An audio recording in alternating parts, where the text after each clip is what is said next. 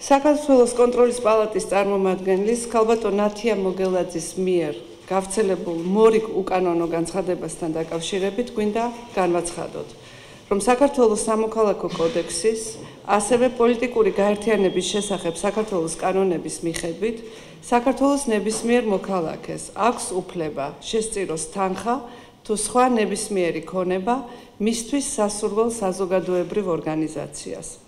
Ამ ქმედების განხორციელებისათვის არანაირი მნიშვნელობა არ აქვს ქართული ოცნება, როგორც შემოწირულობის მიმღები პირი, მონიტორინგის სუბიექტად იქნება გამოცხადებული თუ არა. საზოგადოებას გვინდა შევახსენოთ, რომ კონტროლის პალატის გადაწყვეტილება ქართული ოცნების მონიტორინგის სუბიექტად გამოცხადების შესახებ უკანონოა და ჩვენი ადმინისტრაციული საჩივრის განხილვა ამ ადმინისტრაციული ორგანოს ხელმძღვანელის ბატონ ლევან ბეჟაშვილის 2012 წლის 10 თებერვლის ნომერ 21-37 ბრძანების მიხედვით სავარაუდოდ თებერვლის თვის ბოლოს გაიმართება. პოლიტიკური გაერთიანების შესახებ საქართველოს ორგანულ კანონში შეტანილი ცვლილების მიხედვით ფიზიკურ პირს ერთი კალენდარული წლის განმავლობაში შემოწირულობის განხორციელებისათვის მხოლოდ რაოდენობრივი შეზღუდვა დაუწესდა. ახალი განაწესის მიხედვით მონიტორინგის სუბიექტად გამოცხადებულ ან რომელიმე პოლიტიკურ გაერთიანებასთან დაკავშირებულ პირს ფიზიკურმა პირმა არ შეიძლება ჯამში 60,000 ლარზე მეტი შესწიროს. საქართველოს მოქალაქე ნუგზარ ხუციშვილი, მაღალკვალიფიციური მუშაკია. მისი თვიური ხელფასი სხვადასხვა საწარმოში ჯამში შეადგენს 5,000 ლარს.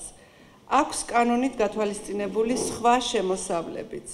მან 2012 წლის 6 თებერვალს კომპანიისგან პრემიის სახით მიიღო 40,000 ლარი, რაც ფაქტობრივად მისი რამოდენიმე თვის ხელფასის და არა როგორც კონტროლის პალატა ავრცელებს, რამოდენიმე წლის ექვივალენტია. ნუგზარ ხუციშვილმა შემოწირულობის სახით საზოგადოებრივ მოძრაობა ქართულ ოცნებას 20,000 ლარი შესწირა, რაც მისი კანონიერი უფლებაა. სახეზე არ არის კანონით დადგენილი შეზღუდვებისთვის გვერდით ავლა, არამედ კანონით ნებადართული მოქმედების განხორციელება. შესაბამისად, კონტროლის პალატის მუქარანარევი მოწოდება უკანონოა და წარმოადგენს აკრძალვების დაწესებას უკვე ფიზიკური პირებისათვის. ქართული ოცნება არ აპირებს შეასრულოს კონტროლის პალატის მორიგი უკანონო მოწოდება და უახლოეს დღეებშივე ითხოვს ჩვენი 2012 წლის 6 თებერვლის ადმინისტრაციული საჩივრის განხილვას იმისათვის, რომ საზოგადოებას მიეცეს შესაძლებლობა დარწმუნდეს ადმინისტრაციული ორგანოს მხრიდან უფლებამოსილების მიტაცებაში და ამჯერად უკვე ფიზიკური პირებისთვის სრულიად უკანონო აკრძალვის დაწესებაში. აბსოლუტურად ცხადია თუ რატო აკეთებს ამას კონტროლის პალატა, ეს არ არის მისი პირველი ქმედება, რომელიც ემსახურება ქართული ოცნების მუშაობის შეზღუდვას. ეს ყველაფერი დაიწყო მას მერე, რაც ბიძინა ივანიშვილმა გამოაცხადა პოლიტიკაში მოსვლის სურვილი. კონტროლის პალატა ამ პროცესებში შედარებით მოგვიანებით ჩაერთო. თქვენ გახსოვთ ალბათ, როგორ შეიცვალა კანონი, როგორ ჩასწორდა შემდეგ ეს კანონი ამერიკის ელჩის განცხადების შემდეგ. ყველაფერი ეს მიმართული არის იქით, რომ ქართულ ოცნებას არ მისცე ნორმალური ფუნქციონირების საშუალება.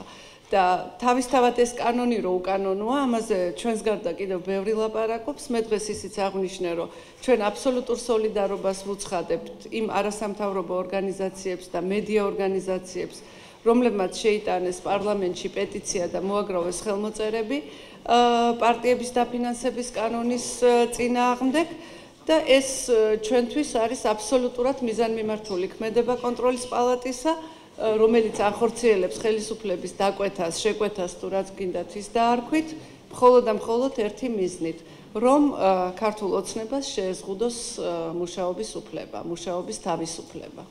ამ განცხადებაში განსაკუთრებით კიდევ ერთხელ ხაზი მინდა გავუსვა ორ გარემოებას.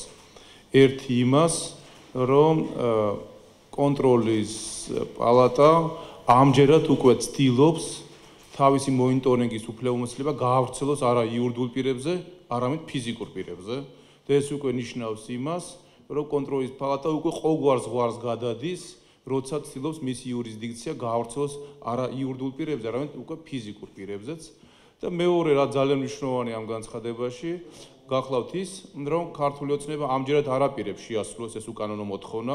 თქვენ გახსოვთ, როცა იურიდიულ პირთა მიმართებაში იყო მოთხოვნა, ჩვენ შევასრულეთ ეს უკანონო მოთხოვნა და გავასაჩივრეთ ის ადმინისტრაციულ ორგანოში 6 თებერვალს ადმინისტრაციული საჩივრით. შესაბამისად, ჩვენ მოვითხოვთ დღევანდელი განცხადებით, რომ ბეჟაშვილმა 10 თებერვალს მიიღო ჩვენი სარჩელი წარმოება საჩივარი წარმოებაში და ის ვალდებულია თვის ბოლომდე განიხილოს ეს საქმე. ამიტომაც ჩვენ მოვითხოვთ დაჩქარებული წესით შედგეს ეს განხილვა იმისათვის, რომ შევაჩეროთ კონტროლის პალატის თვითნებური მოქმედებები, როცა ის უკვე იურიდიული პირებისთვის შეზღუდვების დაწესებიდან გადავიდა ფიზიკური პირებზე შეზღუდვების დაწესებაზე. მას არავინ არ ეკითხება ფიზიკური პირი, რომელ საზოგადოებრივ ორგანიზაციას რა თანხა შეწირავს.